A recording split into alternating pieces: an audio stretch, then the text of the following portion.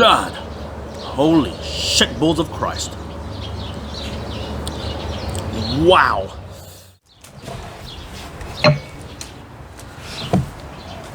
Good morning and welcome to another episode of Eat, Smoke, Drink. Today's episode is extra fucking special. As you've seen in the short introducing this coming video, today's episode is extra special because one, it is the most exclusive and expensive whiskey and rarest whiskey I have ever reviewed in this channel. I'd say one of the top 2 or 3, and it is just an absolute ridiculousness. Today I am going to take you through the 1975 Gordon MacPhail Convalmore private collection. 47.9%. There is, I don't even know how many bottles there are, but there's not many. One of 148 bottles. 148 bottles. American Hogshead, distilled in 15th October 1975, bottled 16 December 2020. This is absolutely ridiculous. Look at this presentation box. Actually, it's not as elaborate as some bottlings that I've had before, the boxes, but when you actually feel it, it just feels so nice. It smells smells like wood, real wood. And then of course when you pull out the bottle, just the bottle just feels so good. Look at that. Look at that. Fucking hell. Anyway, look, this is going to be an exciting review. It is one of the most exclusive whiskies I've had, and I'm excited to take you through it. Let's get pouring. What a lovely day. Since June to July, New Zealand has had less than 2 days of full sun where it didn't rain. What a fucking shit show. Alright. We're going to start with that and see if we need more. Anyway, let's go and do that. What a pretty bottle, man. Cheers. This is to escalation. Oh.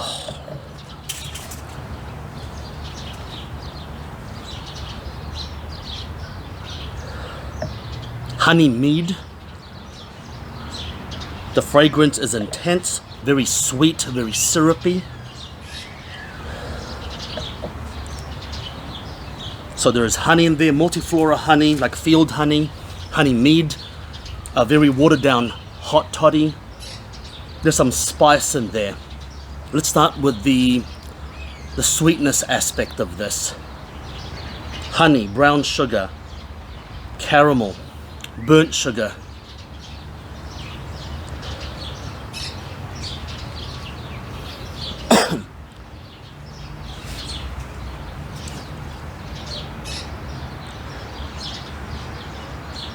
Burnt butter, a cereal note, burnt butter popcorn. You know when you go to a cinema and you smell the popcorn? There is a herbal note to it. Sarsaparilla, like a cola root beer sarsaparilla kind of smell. Oh, wow.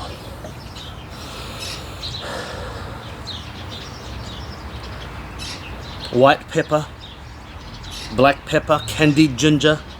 There's a green note to it as well, a green herb, a green tinge. I'm not quite sure exactly what it is, but it reminds me of maybe a very faint hint of jalapeno pepper. When you're cutting fresh jalapeno pepper and it wafts, it doesn't quite burn your nose and eyes, it's just like a faint waft. The sarsaparilla medicinal nature is there. Very slight herbal note, a bit of thyme, licorice, tarragon, fresh tarragon.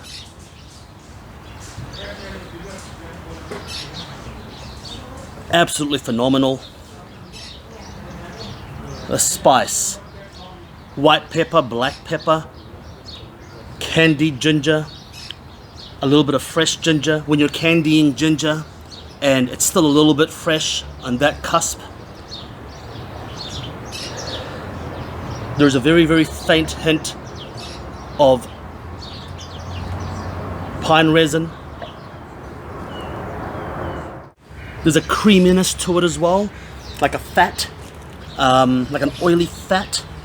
Cream is the best way I can, like when you're whipping cream, you can smell the cream. The nose is so complex. The nose is so deep and textured and complex. It's actually intense. It's insane. But it's not harsh on the nose. There's not much of an alcohol sear on the nose. There's fresh magazine print. Just a hint of fresh magazine print. Leather. Wet, old leather. Wet, old paper. Like old books. Like a good old-fashioned book burning. I'm kidding.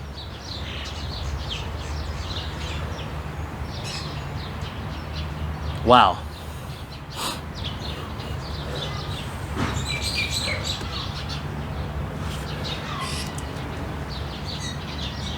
Oh wow, the nose is just phenomenal.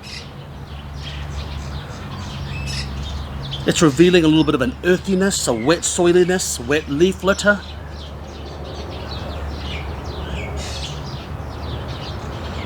Fantastic. Let's get sipping.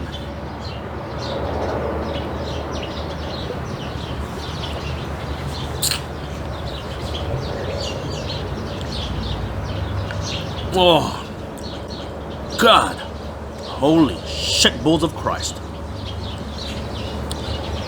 Wow. Wow. Let me just compose myself and put my junket back in my shorts. Holy moly. The flavor punch, it is absolutely intense. And I'm not talking about an alcohol burn or heat. I'm talking about flavor. I'm slightly confusing on the palate, so I am just going to give it a little bit of time for my palate to adjust. Just give me a moment to compose myself.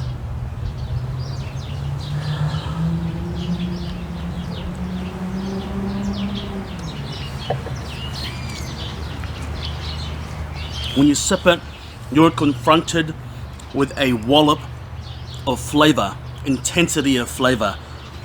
Front palate, insanely sweet, and then it starts to evolve into a slightly earthy, herbal, orange marmalade, candied orange feel.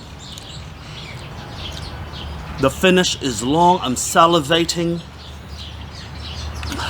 Alright, let me take you through start to finish. Holy shit.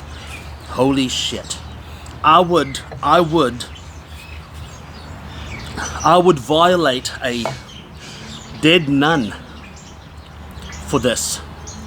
I would do unspeakable things to humanity, to people, to individuals, to religious organizations. Shit, I don't care. I would do unspeakable things for another bottle.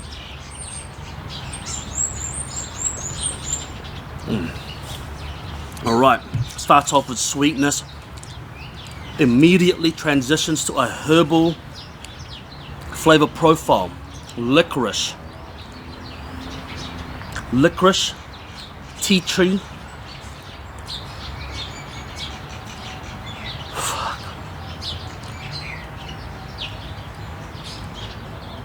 licorice, tea tree, a pinch of clove, a pinch of cinnamon, coconut, syrup, vanilla,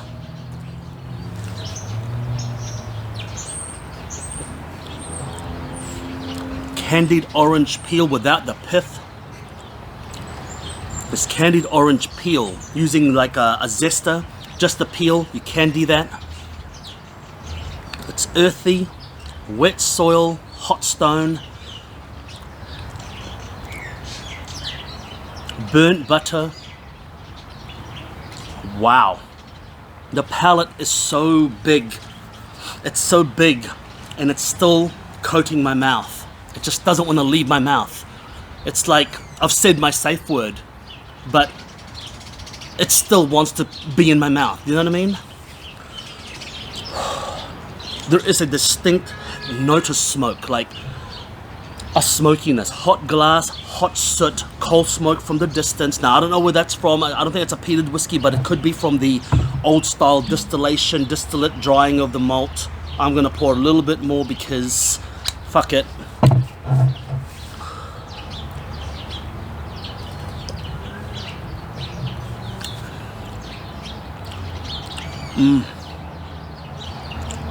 It is viscous, it is oily, it is zesty, slightly tangy, but it's a hell of a flavor profile.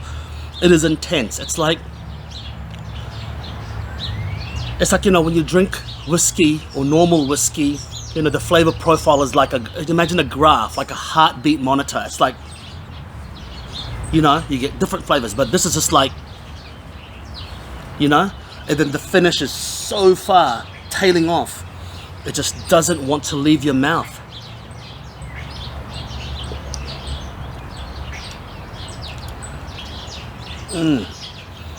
Vegetal nature starting to come through as my palate gets used to the flavor profiles. Vegetal nature, like a little bit of asparagus water. I know it sounds weird, but when we went to Asia, Taiwan, they had asparagus juice in a cardboard box. It's fucking disgusting, but it's got that in the best way possible. There's a distinct vegetal nature to it. There's a dusty, dank, foosty note to it as well, and it almost tastes like someone's pickled wood. Okay, like a pickled wood. That's not a euphemism. That's not a double entendre. That is someone pickling wood. It could be the fact that it's been there for 45 years, pickling the wood. Who knows? The wood maybe is starting to break down a little bit.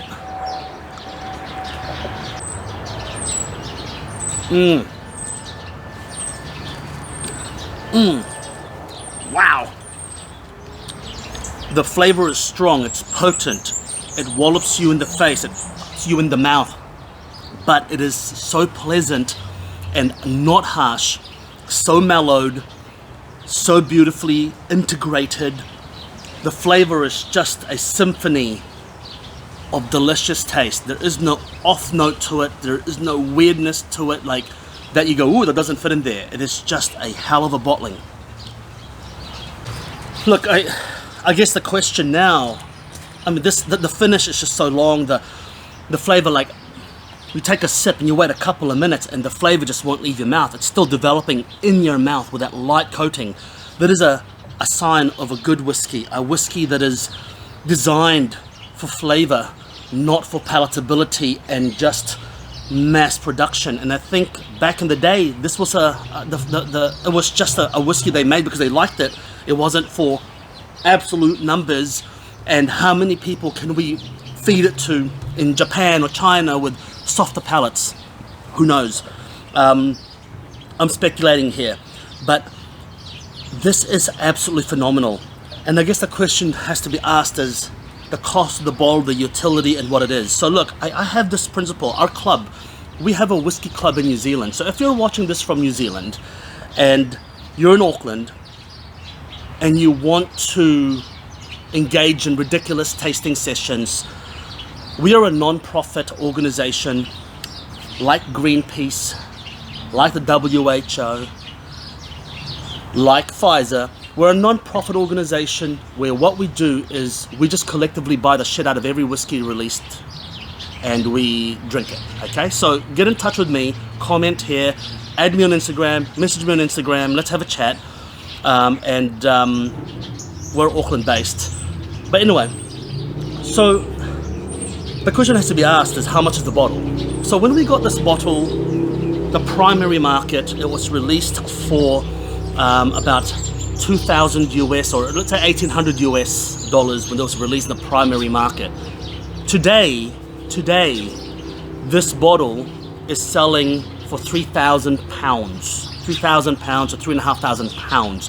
Whether or not who's buying it at that price, shit, I don't know. I mean, Is there any whiskey really worth 3,000 pounds? It's a tough call. It's a tough call. We can buy it in our tasting because we collectively do it. But as an individual, I guess it depends on how much money you have, and the more money you have, the further utility, the less utility you can have per dollar spent, right? But this bottle is just 45 years of history in this bottle.